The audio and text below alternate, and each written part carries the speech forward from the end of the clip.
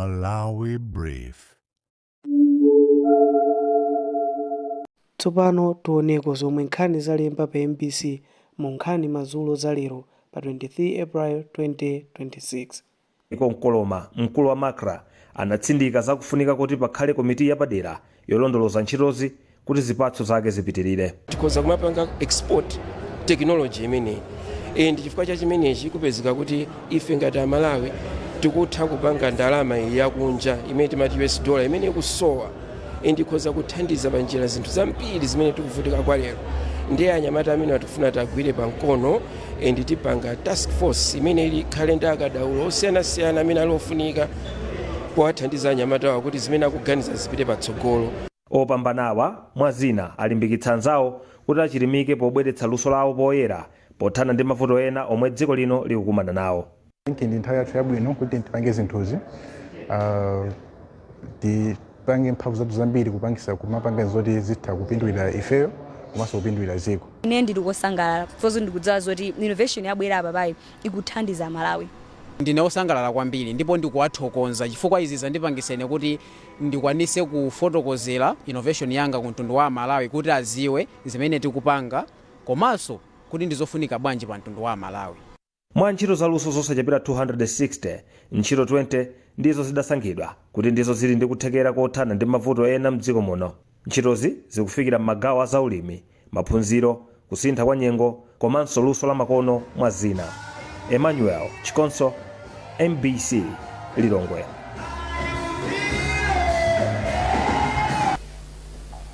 Boma layika ntchito zakadyedwe kabwino patsogolo pozindikira kuti anthu athanzi ndi amene angathandizire pokwaniritsa masomphenya a dziko lino a Malawi 2063. Mlembi wamkulu mu nduna wa zaumoyo ndi ukhondo Dr. Dan Namarika anena izi kusalima pomwe ndunawu umakumana ndi anthu ogwira ntchito zakadyedwe kabwino ochokera m'maboma osiyanasiyana mdziko muno. Margaret Mapando ali ndi ripoti.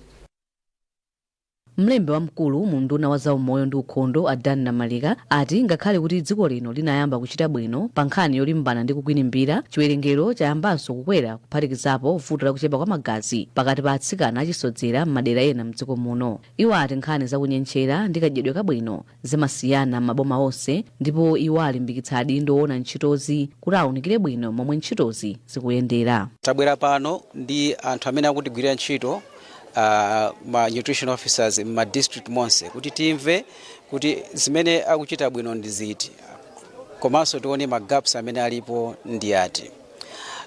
Tingofotokoza kuti zaka zimene zapitazi 5 or 7 years taona kuti ma indicators athu ena sanachite bwino pa nkhani ya zakudya. Mmodzi mwa akuluakulu ona zakachedwe kabwino pa chipatala cha Mzimba a Eliza Chinola ati dziko la Malawi likuyenera kuyika chidwe pa ntchito zina zakachedwe kabwino monga vuto lakunenepa kwambiri zomwe akuti zimachititsa kuti anthu adzidwala matenda osiyanasiyana. Timakamba nthawi zambiri tungukamba nkhani zokhuzana zakunyentchera, nkhani zokilimbirana, koma tiona onena kuti m'madziko mwathu muno nkhani zambiri zimene zikuchuka panopo ndi zonenepa kupyotsera msinkhu wa mwana kapena msinkhu wa munthu umene ameneka kukhalira.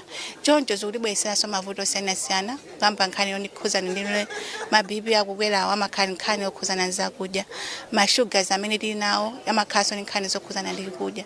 So ndi nthawi imene yafika sopano kuti ife Malawi tikathe kuyang'ana zakudya zimene ngapezemo michero yoneka.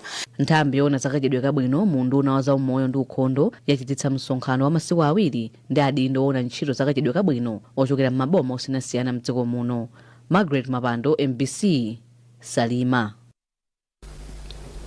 Boma latsimikizira alimi afodya mdziko muno kuti likumana ndi kampani zogula mbewu ndi cholinga chopeza zifukwa zomwe akukanira kugula mabelo ena m'misika.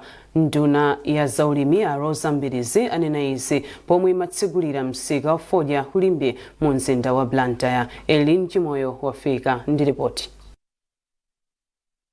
Chitsegulireni malonda a fodya a chaka chino lolemba ku Lilongwe, fodya wambiri wakhala akumukana pa msika.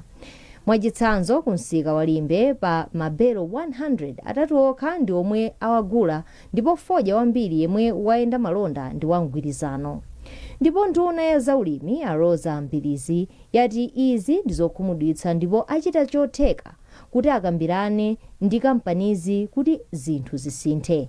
ogula foja yathu sakugula moyenerera chifukwa rejection rate panopa ili pa 95 kupitirira percent chomwe chisali chinthu chabwino ndiye mochandanenera kuti tikhala nawo pansi aliyense payekha kukambirana nawo kuti kodi chikufuta ndi chani chomwe tingapange kuti foja yathu yagule ndi chani mano at the end of the day tidziwenso kuti talima foja wambiri mochuluka kuposa amene ogula athu ananena kuti afuna kugula ndiye ndimakhalanso mkuluso ndipo ndi chinthu chimene ifeyo tikuchikonza unduna wathu ndi atobako kumiso. Mtsogoleri wa bungwe la alimi a foja la Tama a Abel Kalimabanda apempha kuti boma liwathandize alimiwa msanga. Mbali inayi ya msika wa auction imeneyi kufunika ndithu boma lilowererepo kwambiri monga muchalonjezera nduna kuti boma likuyenera lilowererepo kuti mwina kumene kuti pange improve chifukwa mantha ife alimi ndi akuti fojayo akamangobwerera musika nabwereranso ku warehouse abwera musika mapeto ake kaonekedwe ka fojayo tsopano kasita mmene anasankhira mulimiyo ku shediko tsopano kasita ndiye pachatanena kale kuti foja magulidwa ndi magrade mitengo imachoka pa magrade ndiye ngati grade lisintha litsika ndiye kuti fojayo agulidwa somotsika amene avulale pamenepo ndi mlimiyo. Pa tsiku loyamba la malonda ku msika wa Limbe kunali mabelo 994 ndipo mwawa 100 okha ndi omwe asali pa ulimi wa mgwirizano. Chitsegulireni msika wa foja lolemba dziko lino lakwanitsa kupeza ndalama zoposa 2.4 million US dollars kuchoka pa foja okwana makilogramu 1.1 million. Erin Chimoyo, MBC, Blantyre.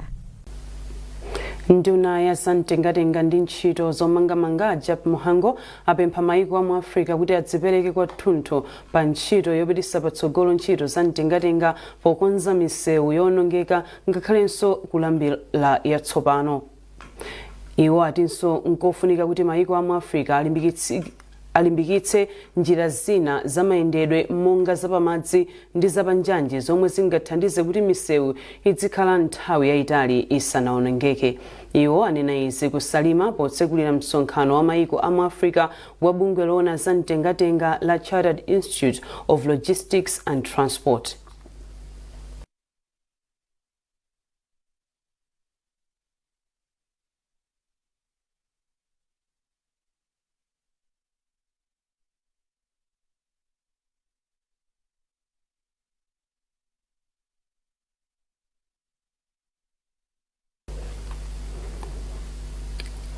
Tipepese chifukwa cha ripoti limenelo tikupatsirani ripotiro pamene nkhani zathu zikupitirira.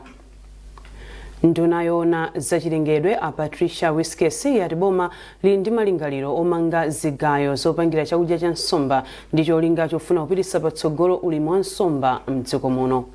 Iwo anena izi pomwe amayendera gulu la alimi a nsomba ku Lusangazi mboma la Mzimba. Blessings Gondwe wafika ndi ripoti. Gulu la alimi a nsomba la Lusangazi boma la Mzimba likuchilimika popititsa patsogolo ulimi wa nsomba pomwe gululo likumatha kupeza matani 8 a nsomba pachaka kuchokera ku madamu 72 omwe ali nawo.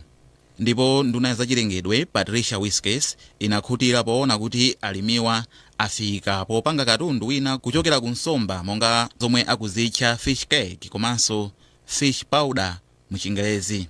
Koma zinaziwika kuti chakudya cha nsomba ndi chokwera mtengo pomwe chimagulidwa kunja kwa dziko lino. Apa ndunayi yati boma lili ndi malingaliro omanga zigayo zopangira chakudya cha nsomba ndipo aonetsetsa kuti chigayo chomwe chili ku Mzuzu chiyambe kugwira ntchito. Ngati boma tikufuna kuti tipeze njira tsopano yonena kuti chakudya cha nsomba chiyambe kupangidwa konkuno ku Malawi komanso tiwonjezere mphamvu makamaka komanso kuthekera kwathu kukapangidwe kathu ka mbewu ya nsomba ndicho lenga chokuti alimi ambiri akwanitse tsopano kumapeza mbewu imeneyi ndi kumakwanitsa kupanga nawo ulimi wa nsomba. Wapampando wa gulu la alimi a nsomba ku Lusangazi a Janet Mwasinga anati ulimiwu ukuthandiza kubweretsa chiuma komanso chakudya mayanja awo. Kuona kuti ulimi uwu ndiwophindula chifukwa zimene zimatisowa tikuzipeza.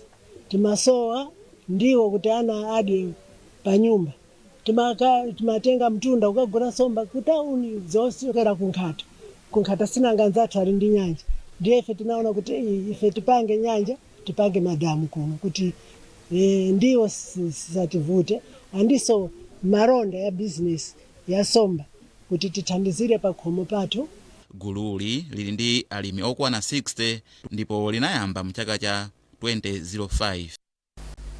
Takulandirani mu gawo lachiwiri la nkhani zathu. Bungwe la Public Private Partnership Commission PPC lati likhala likuzungulira mdziko muno pofuna kupeza anthu omwe akugwira ntchito zokhudza luso la makono amene angawathandize. Wapampando wa bungweli a Joseph Nagoli amayankhula izi ku Lilongwe pamene akuluakulu a bungweli amayendera zina mwa ntchito zimene zapindula ndi thandizo la ntchito yolimbikitsa luso la makono yotchedwa Malawi Digital Project. Kuchokera ku Lilongwe, Patrick Dambula wafika ndi ripoti. Ntchito yolimbikitsa luso la makono kapena ntchito za intaneti imene akuitcha kuti Malawi Digital Project akuyigwira ndi a Public Private Partnership Commission PPPC mothandizana ndi unduna zofalitsa nkhani.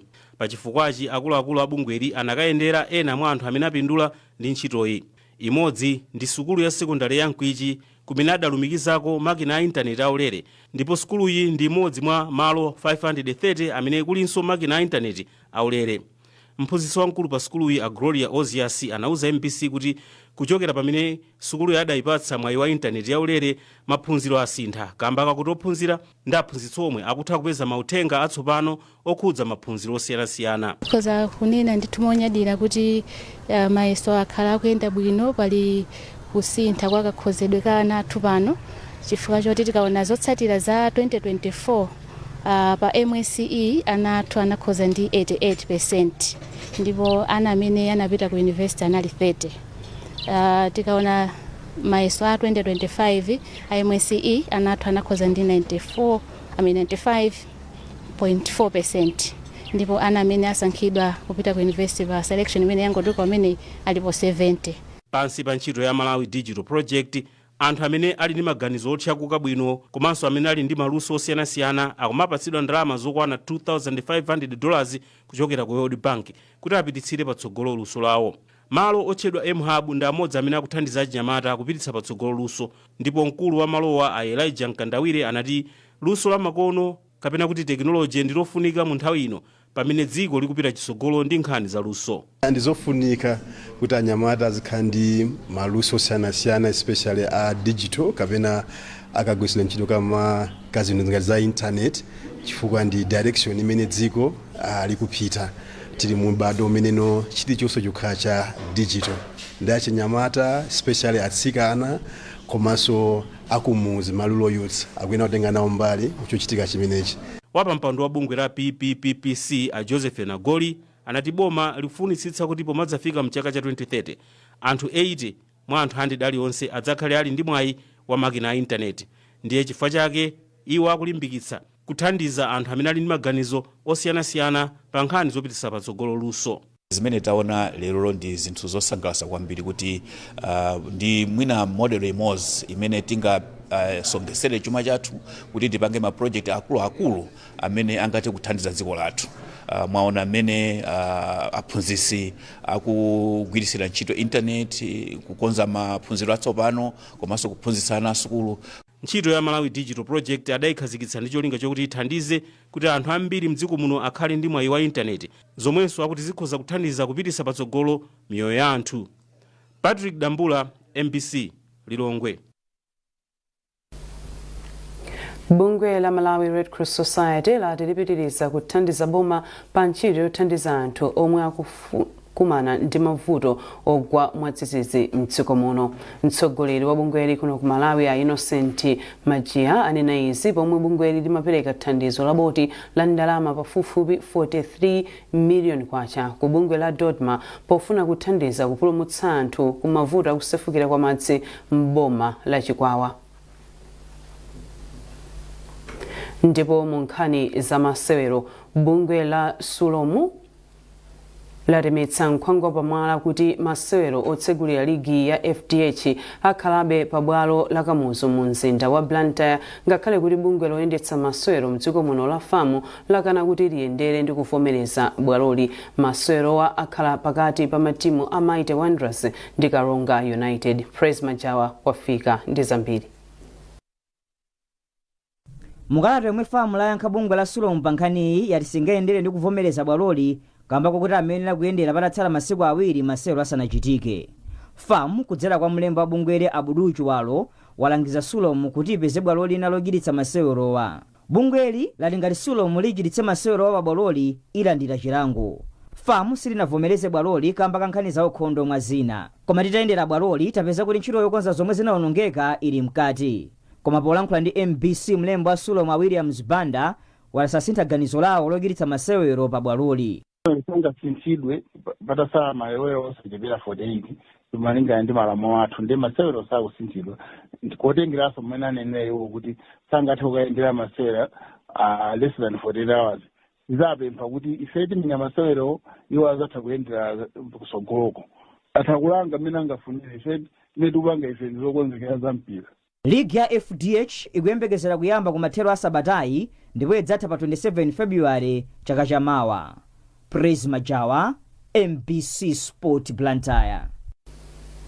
Ndipo pomaliza nkhanizi nainso mitu yake.